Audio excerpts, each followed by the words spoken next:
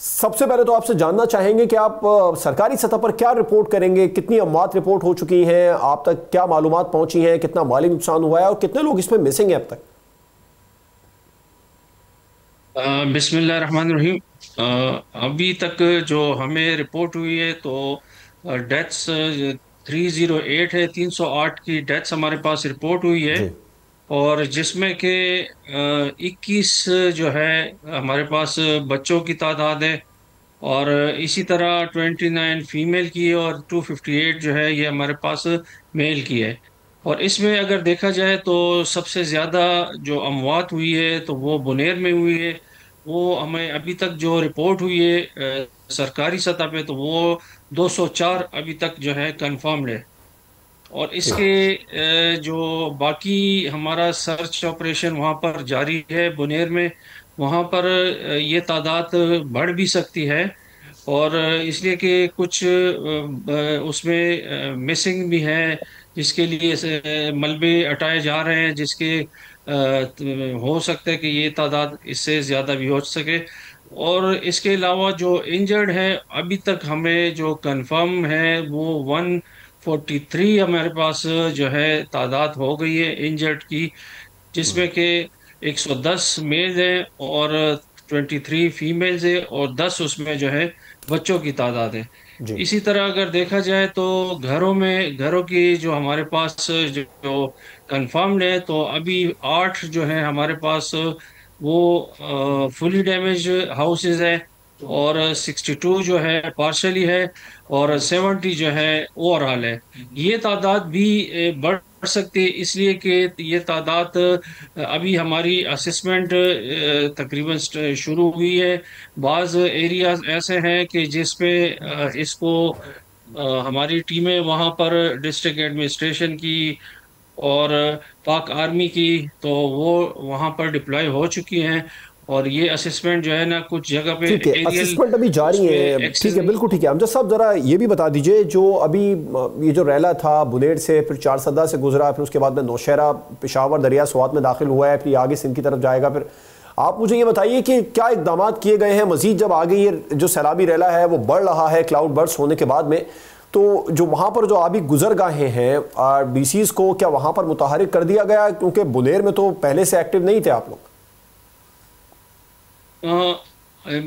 आपको थोड़ा सा इसको मैं एक्सप्लेन करता जाऊं कि जो जो क्लाउड बर्स्ट होता है तो ये स्पेसिफिक मतलब है कि ये रिवर्स हमारे जो रिवर्स है उसमें तकरीबन सारे जितने भी है वो नॉर्मल फ्लो में जा रहे हैं। लेकिन ये क्लाउड बर्स्ट का ऐसा फिनोमेना होता है कि जहाँ पर बहुत ज्यादा बारिश एक ही जगह पे होती जी है जी, एक घंटे तो में दो जिससे सौ कि मिलीमीटर है बुनेर में हुई है, बिल्कुल ऐसे ही। काफी तबाही मच जाती है। और अभी ये बुनेर का भी इसी तरह 3 तहसीलों में एट अ टाइम जो है क्लाउड बर्स्ट हुए हैं।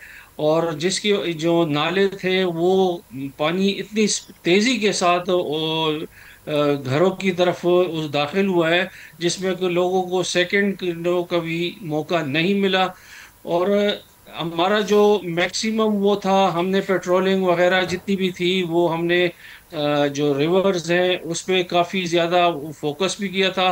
अब आप इसका मतलब है कि वो अंदाज़ा नहीं लगा सकते कि आपके पास क्लाउड बस में कितनी बारिश एक्सपेक्टेड होगी और या किधर किधर ये होगी। लेकिन अमजद साहब, इसका अंदाजा अंदाज़ा तो जो है नहीं ना अभी लगा तक सकते, लेकिन हंगामी बुनियादों पर इक़दाम तो होने चाहिए। अब ये सूरत हाल नई नहीं है भी। पाकिस्तान में। अब 2012 में खैबर पख्तूनख्वा में जब बहुत ज़्यादा शदीद बारिशें हुई थी, तो उस वक्त जी जो आपकी पार्टी के बानी हैं मौजूदा और चेयरमैन थे उस वक्त, उनका तो वाज़े तौर पर स्टेटमेंट आया था, उन्होंने पूरे का पूरा मलबा ही खैबर पख्तूनख्वा उस वक्त की हुकूमत पर डाल दिया था। अब आप लोगों की अपनी हुकूमत है यहाँ पर पिछले 12-13 साल से, तो यहाँ बार बार क्लाउड बर्ड्स हो रहे हैं, तबाही हो रही है, वही सूरत हाल होती है, वहीं से रैले गुजरते हैं। वो जो आबी गुजरगाहों पर तामीरात हैं उन्हें अब तक नहीं हटाया गया। सवाल यही है, अवाम भी सवाल पूछना चाहती है कि क्यों नहीं ये किए जा रहे इकदाम। जैसे कि मैं थोड़ा सा आपको एक्सप्लेन करता जाऊं कि जो हमारे पास रिवर्स के किनारे जितने भी इस तरह इंक्रोचमेंट्स थी वो थी तो उस पर काफ़ी हमारा वो फोकस था। तो उसमें जो है ना हमने इंक्रोचमेंट्स ख़त्म करवाई है, काफ़ी जगहों पे ख़त्म करवाई है। और मैंने आपको जैसे आपको बताया कि ये जो पहाड़ों के ऊपर से जो क्लाउड बर्स्ट होता है, तो वो जो नालाज होते हैं उसमें पानी जब बहुत तेजी से आता है, तो वो फिर नीचे जब जिस तेजी से आते हैं उसमें के साथ डेब्रिज होते हैं, पहाड़ों के बहुत बड़े बड़े पत्थर होते हैं, जो कि उसके सामने अगर बड़ी सी बड़ी बिल्डिंग भी हो उसको भी वो साथ में बहा के ले जाता है।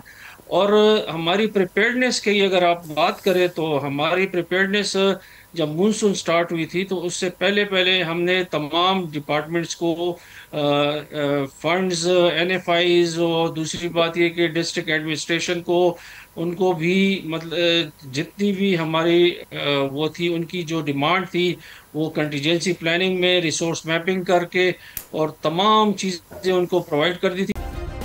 सब्सक्राइब करें और बेल दबाएं ताकि कोई खबर रह न जाए।